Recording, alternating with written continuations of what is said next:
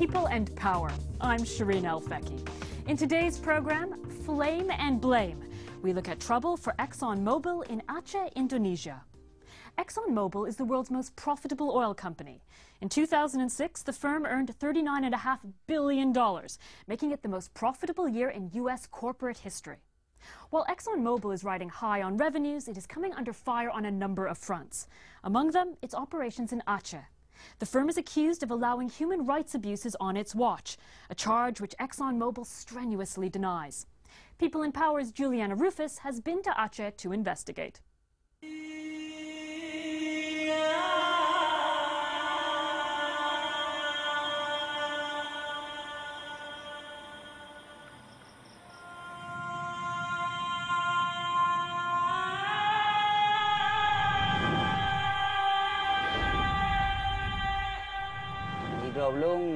I was riding along the road and was stopped by soldiers on motorbikes. It was August 1999. They were Exxon security forces, many of them. There was lots of shooting and I fell off my bike. They thought I was one of the rebel fighters, but I wasn't. They blindfolded me and tied my hands behind my back and threw me into a military truck and took me to Ranchung.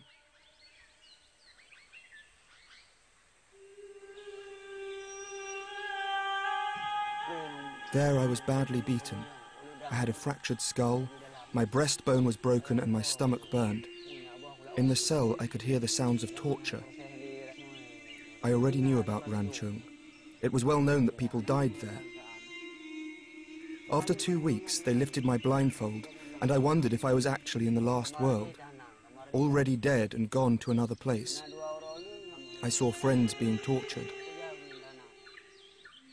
Some were crucified with nails through their hands and feet. I was too sad and couldn't look. Better to die than be taken to that place.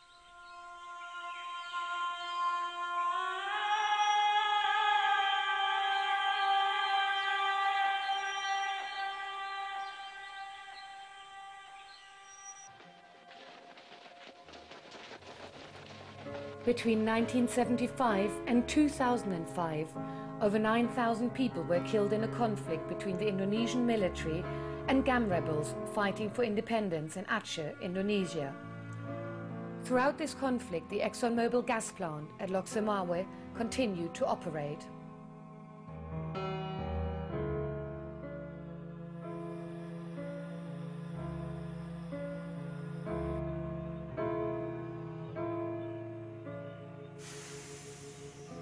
Exxon Mobil is the world's largest publicly owned company.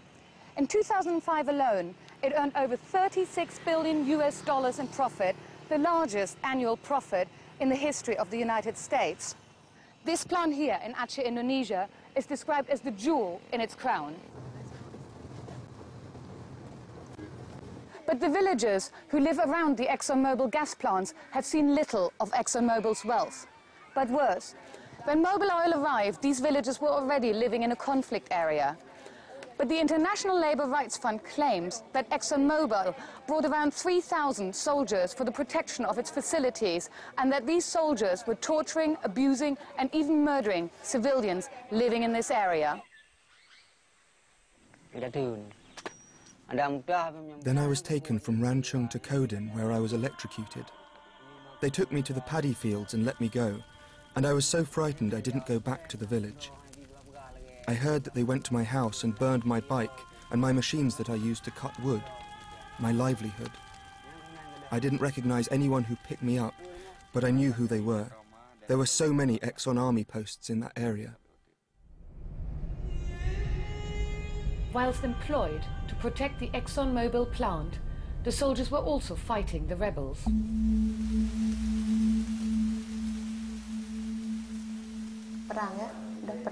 There was fighting, and then the soldiers came into my village scouting for rebels as usual. They suspected my husband was one, and they made me open the door. My baby was screaming, but I wouldn't let go of him. I was heavily pregnant, and one officer said, "Is that a bomb?" and started to shake it, and made me jump up and down. He pushed me into a room saying, "You must serve us," but I refused. They put a gun to my head and threatened to shoot me. By this time, my knickers had been ripped off, and one soldier took off his belt and forced me down. He started kissing me, but luckily some people came along, and he got scared and ran out. I was left naked with red grabbing marks everywhere.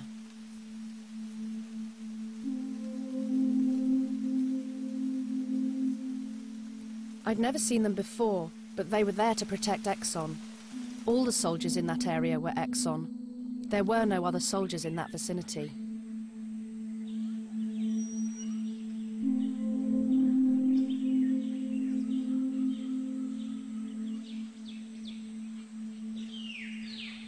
In 2001, a group of 11 Indonesian citizens, with the help of the International Labour Rights Fund, ILRF, filed a lawsuit against Exxon Mobil for human rights abuses. Terry Collinsworth is the Washington-based lawyer handling the case. Well, we filed this case in 2001. We have a statute called the Alien Tort Statute. It says something like an alien shall have the right to sue for a tort in violation of the law of nations in U.S. federal court. You have to understand that Bush is president. He absolutely, him and his administration, they despise the notion that we can sue a multinational corporation for human rights violations in U.S. courts. The largest corporate campaign contributor to the Bush election was Enron. The second was Exxon Mobil. In a very short period of time, the State Department produced a letter, submitted it to the court, and expressed grave concerns about whether bringing a case that would implicate Indonesia in this lawsuit might in fact interfere with U.S. foreign relations with Indonesia during this time of the War of Terror. From when the case was filed in 2001, it took 5 years until Judge Oberhofer ruled in 2006 that the case could be heard in the U.S. courts. He tried to strike a middle ground, and he dismissed all of our federal claims, including the human rights claims, but let us go forward on state law claims alleging negligent supervision and emotional distress and wrongful death against Exxon Mobil. The 11 plaintiffs talked of places owned by Exxon Mobil or its partners where alleged abuses took place. Ranchong, A1, A13. We wanted to see these places for ourselves. Our guide was Nordin Ferd, who had worked for Exxon Mobil for 3 years. He took us first to Ranchong. If army bring to here, that 19% must be die.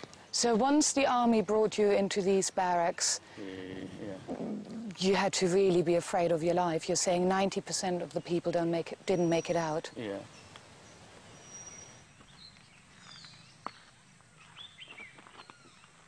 There are very strong suspicions that there's still a lot of bodies hidden under the rubble here, and many people seem to believe that no investigation ever took place because the current army barracks are still so close.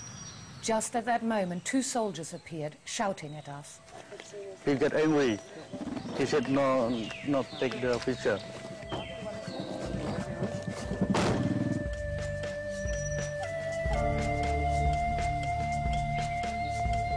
This pipeline road. This is the pipeline road? Yeah. The pipeline road is a long road carrying the gas underground from Exxon Mobil wells to the Indonesian-owned PT Arun for processing. During the conflict, it was heavily guarded. So when you were traveling on this road, you had to stop the whole time because there was so much army around. Yeah. At the end of Pipeline Road is Point A, where there are barracks and offices. Point A, all the department make the office here. The plant consists of 5 clusters. Clusters 1 to 4 are close together. Cluster 5 is 30 kilometers away.